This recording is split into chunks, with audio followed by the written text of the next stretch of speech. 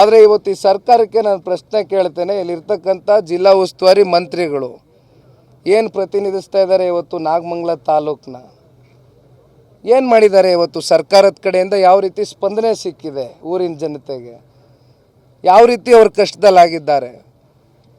ಇವತ್ತು ಶಾಂತಿ ಸಭೆ ಹೆಸರಲ್ಲಿ ಶಾಂತಿ ವಾತಾವರಣ ಸೃಷ್ಟಿ ಮಾಡಬೇಕಾಗಿರ್ತಕ್ಕಂಥ ಜಿಲ್ಲಾಡಳಿತ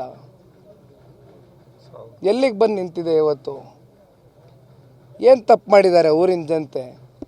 ಕಳೆದ ವರ್ಷವೂ ಇದೇ ರೀತಿ ಒಂದು ಸಣ್ಣ ಘಟನೆ ನಡೆದಿತ್ತು ಅಂತಕ್ಕಂಥದ್ದು ನಮ್ಮೆಲ್ರಿಗೂ ಮಾಹಿತಿ ಇದೆ. ಹೀಗಿದ್ದಾಗ ಪೊಲೀಸರು ಮುನ್ನೆಚ್ಚರಿಕೆ ಕ್ರಮ ಕೈಗೊಳ್ಳಬೇಕಾ ಬೇಡವಾ?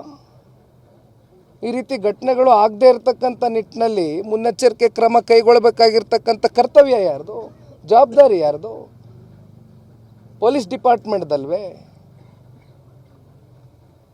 ಇವತ್ತು ಕಾನೂನು ಸುವ್ಯವಸ್ಥೆ ಸಂಪೂರ್ಣವಾಗಿ ನೆಲ ಕಚ್ಚೋಗಿದೆ ರಾಜ್ಯದಲ್ಲಿ. ಪಾಪ ಗೃಹ ಸಚಿವರು ಹೇಳಿದ್ರು, ಸ್ಟೇಟ್ಮೆಂಟ್ ಕೊಟ್ಟರು, ನಾವೆಲ್ಲ ನೋಡಿದ್ವು. ಅದು ಕುಮಾರಣ್ಣನೂ ಪ್ರತಿಕ್ರಿಯೆ ಕೊಟ್ಟರು ಅವತ್ತೇ. ಏನೋ ಸಣ್ಣ ಘಟನೆ ಅಂತಾರೆ, ಸಣ್ಣದಾಗೆ ಪರಿಗಣನೆಗೆ ತಗೊಳ್ತಕ್ಕಂಥ ಘಟನೆನ ಇದು? ಇವತ್ತು ಇಷ್ಟು ಜನಗಳ ಜೀವನ ಹಾಳಾಗಿದೆ, ಬೀದಿಗೆ ಬಂದಿದ್ದಾರೆ, ಎಷ್ಟೋ ಜನ ಕಸ್ಟಡಿಗೆ ಕರ್ಕೊಂಡು ಹೋಗಿದ್ದಾರೆ, ಹೆಣ್ಮಕ್ಳುಗಳ ಕಣ್ಣಲ್ಲಿ ನೀರು ಹಾಕ್ತಾ ಇದ್ದಾರೆ, ನಮ್ಮನ್ನು ಕಾಪಾಡಿ ಉಳಿಸಿ ಅಂತಾರೆ. ಉಳಿಸ್ಬೇಕಾಗಿರೋರು ಯಾರು? ಸರ್ಕಾರ ಏನು ಮಾಡ್ತಾ ಇದೆ? ಕಣ್ಣು ಮುಚ್ಚಿ ಕೂತಿದೆ. ಜಿಲ್ಲಾ ಉಸ್ತುವಾರಿ ಮಂತ್ರಿಗಳಿಗೆ ಪಾಪ ಕೇಳ್ತಾ ಇಲ್ವಾ? ಅವ್ರ ನೋವು ಅರ್ಥ ಆಗ್ತಾ ಇಲ್ವಾ? ಇದೇ ಕ್ಷೇತ್ರ ಪ್ರತಿನಿಧಿಸ್ತಾ ಇದ್ದಾರಲ್ಲ ಜಿಲ್ಲಾ ಉಸ್ತುವಾರಿ ಮಂತ್ರಿಗಳು, ಉತ್ತರ ಕೊಡಬೇಕಿದಕ್ಕೆ. ಇವತ್ತು ಕಿರಣ್ ಅಂತಕ್ಕಂಥ ಒಬ್ಬ ಯುವಕ, 28 ವರ್ಷದ ಯುವಕ ಇವತ್ತು ಸಾವಿನ ಅಪ್ಪಿದಾನೆ ಅಂತಕ್ಕಂಥದ್ದಾದರೆ, ಇವತ್ತು ಅವನು ಎಷ್ಟು ಮಾನಸಿಕವಾಗಿ ಅವನಿಗೆ ಒಳಗಡೆ ಅವನು ನೊಂದಿದ್ದ ಅಂತಕ್ಕಂಥದ್ದನ್ನ ಇವತ್ತು ಒಂದು ಕ್ಷಣ ಯೋಚನೆ ಮಾಡಬೇಕಾಗ್ತದೆ. ಈ ಇನ್ಸಿಡೆಂಟ್ ಆದಮೇಲೆ ದಾವಣಗೆರೆಯಲ್ಲಿ ಆಯಿತು, ಕೆಲವೊಂದು ಕಡೆ ಜನಕ್ಕೆ ಇಲ್ಲಿ ಆಗಿರುವಂಥದ್ದು ಗಣಪತಿಯನ್ನು ಕೂರಿಸುವಂಥದ್ದೇ ತಪ್ಪು, ಮುಂದಿನ ದಿನಗಳಲ್ಲಿ ಹೇಗೆ ಅನ್ನುವಂಥದ್ದು ಬರ್ತಾ ಇದೆ. ನೋಡಿ, ನಾನು ಈಗ ತಾನೇ ಹೇಳಿದೆ, ಸತ್ಯ ನೀವು ಹೇಳಿದ್ದು. ದಾವಣಗೆರೆಯಲ್ಲೂ 2 ದಿನದ ಹಿಂದೆ ಆಗಿರ್ತಕ್ಕಂಥ ಘಟನೆ, ನಿನ್ನೆ ಎಲ್ಲ ಮೊನ್ನೆ ಆಗಿದೆ. ನಾನು ಶಿವಶಂಕರ್ ಅವ್ರಿಗೂ ಮಾತನಾಡಿದೆ, ಕೇಳಿದೆ ಏನು ಇನ್ಸಿಡೆಂಟು, ಏನಾದ್ರು ಬರಬೇಕಾ, ಏನಾಗಿದೆ ಸಮಸ್ಯೆ ಅಂತ. ಈ ರೀತಿ ಪ್ರತಿನಿತ್ಯ ರಾಜ್ಯಾದ್ಯಂತ ಎಲ್ಲ ಕಡೆ ಈ ರೀತಿ ಘಟನೆಗಳು ನಡೀತಿದೆ ಅಂತಕ್ಕಂಥದ್ದಾದರೆ, ಸರ್ಕಾರದ ಕಾನೂನು ಸುವ್ಯವಸ್ಥೆ, ಲಾ ಆ್ಯಂಡ್ ಆರ್ಡರ್ ಇವತ್ತು ಎಲ್ಲಿಗೆ ಬಂದು ನಿಂತಿದೆ ಅಂತಕ್ಕಂಥ ಪ್ರಶ್ನೆ ಇವತ್ತು ಜನಸಾಮಾನ್ಯರು ಕೇಳ್ತಾ ಇದ್ದಾರೆ. ಇದಕ್ಕೆ ಉತ್ತರ ಸರ್ಕಾರನೇ ಕೊಡಬೇಕು.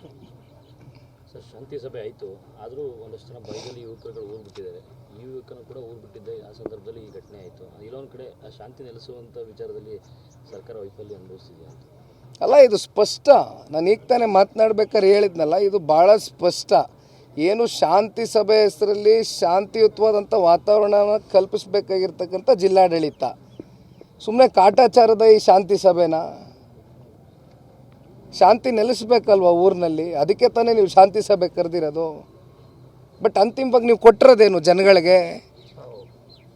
ಸರ್, ಇವತ್ತು ಸ್ನೇಹಿತನ ಅಂತ್ಯ ಸಂಸ್ಕಾರಕ್ಕೆ ಬರೋಕ್ಕಾಗದಂಥ ಪರಿಸ್ಥಿತಿಯಲ್ಲಿ ಗ್ರಾಮಸ್ಥರು ಯುವಕರಿದ್ದಾರೆ, ಬಂಧನದ ಭೀತಿಯಲ್ಲಿ. ನೋಡಿ, ಇವತ್ತು ಈ ಘಟನೆಯಲ್ಲಿ ಸಾಕಷ್ಟು ಜನ ಇವತ್ತು ಕಸ್ಟಡಿಗೆ ತಗೊಂಡಿದ್ದಾರೆ. ನಾನು ಈಗ ತಾನೇ ಪ್ರಾರಂಭಿಕವಾಗಿ ನಿಮ್ಗೆ ಹೇಳಿದ್ದೇನೆ, ಇವತ್ತು ಕೋರ್ಟ್ ಇದೆ, ಕಾನೂನಿದೆ, ಜೊತೆಯಲ್ಲಿ ವಕೀಲರುಗಳಿದ್ದಾರೆ. ಅವ್ರ ಪರವಾಗಿ ನಿಂತು ಊರಿನ ಜನತೆಗೆ ಪ್ರಾಮಾಣಿಕವಾಗಿ ಅವರ ಕಷ್ಟ ಸುಖದಲ್ಲಿ ಭಾಗಿಯಾಗ್ತಕ್ಕಂಥ ಕೆಲಸ ನಾವು ಮಾಡ್ತೇವೆ. ಆದರೆ ಒಂದು, ನೀವು ಹೇಳ್ದಂಗೆ ಅವರ ಸ್ನೇಹಿತನ ಇವತ್ತೇನು ಕಳ್ಕೊಂಡಿದ್ದಾರೆ, ಇವತ್ತು ಅವ್ರ ತಂದೆಯವ್ರನ್ನ ಈ ಒಂದು ಕಾರ್ಯಕ್ಕೆ ಇವತ್ತು ಬಿಟ್ಟಿದ್ದಾರೆ.